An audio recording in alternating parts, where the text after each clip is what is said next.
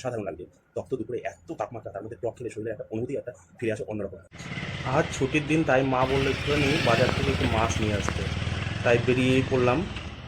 কিছু করার নাই, ছুটির দিন না তো করতে পারবো না, কিন্তু প্রচণ্ড গরম, প্রচণ্ড গরম, জানি না কী অবস্থা হবে। বাজার থেকে এসে পড়লাম, একদম হাঁসফাঁস হাঁসফাঁস করছে গরমে।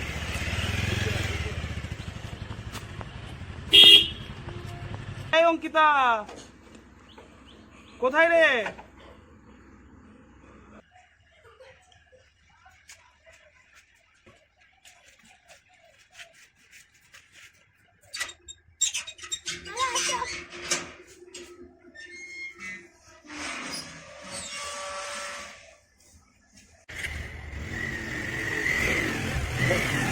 একদম জলে ভর্তি হয়ে যাবে, কিন্তু দেখাবো না।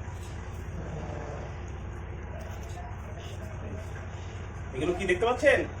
দেখেন কি করবো। এই হয়ে গেল।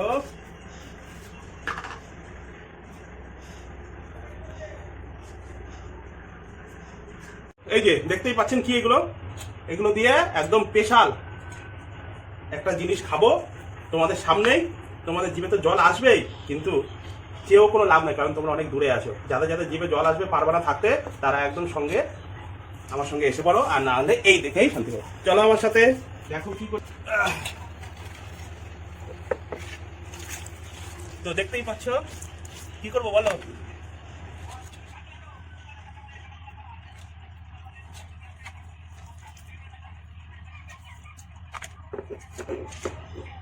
দেখুন দেখুন কি করছি। আরেকটা মনে হচ্ছে লঙ্কা লাগবে।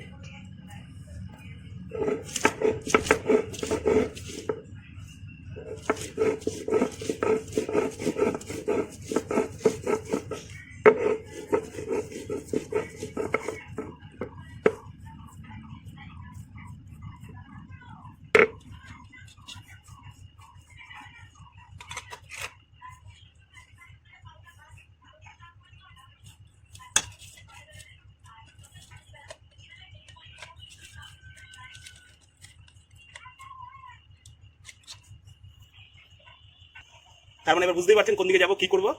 ঠিক আছে, থাকেন সঙ্গে। প্লেটটা একটু রাখি, এই দেখুন হয়ে গেল। এটা একটু ধুয়ে দিই।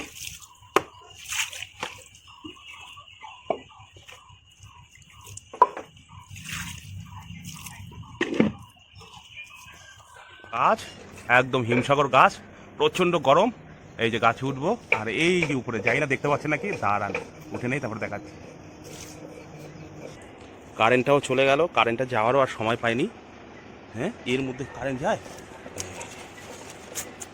আজকে তো খাবো, এই যে মশলাগুলো মাখলাম না, এর জন্যই।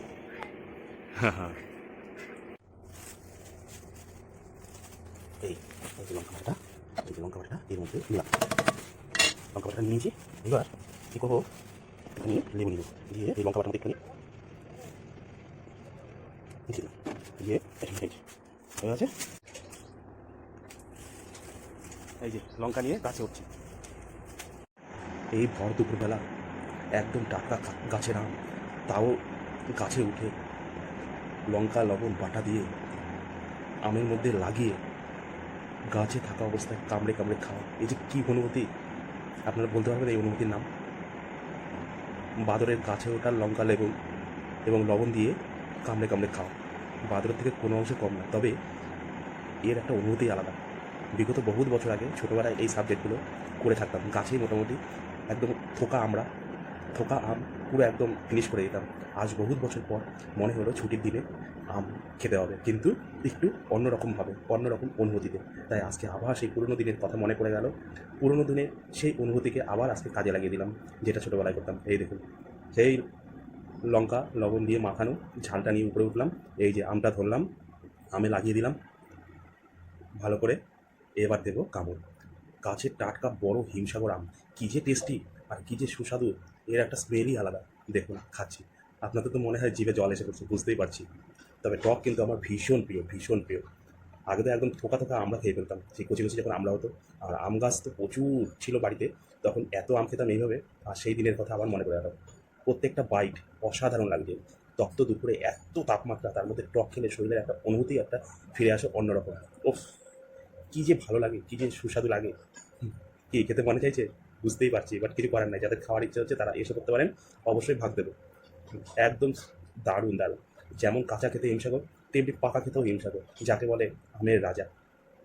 একটু বসে বসে তারপরে খাই একটু আরামসে, দাঁড়িয়ে তো খাওয়া হয়ে গেল, বেশি রিস্ক নিয়ে লাভ নেই, তাই একটু বসে নিলাম বন্ধুরা। এবার আরেকটা বাইক মারি। একদম অসাধারণ অসাধারণ।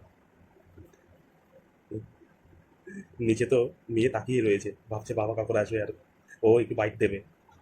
তো চলুন, আম খাওয়া, গাছের আম খাওয়ার অনুভূতি নেওয়া হয়ে গেল। এবার আবার একটুখানি নিচের দিকে নেমে আসি।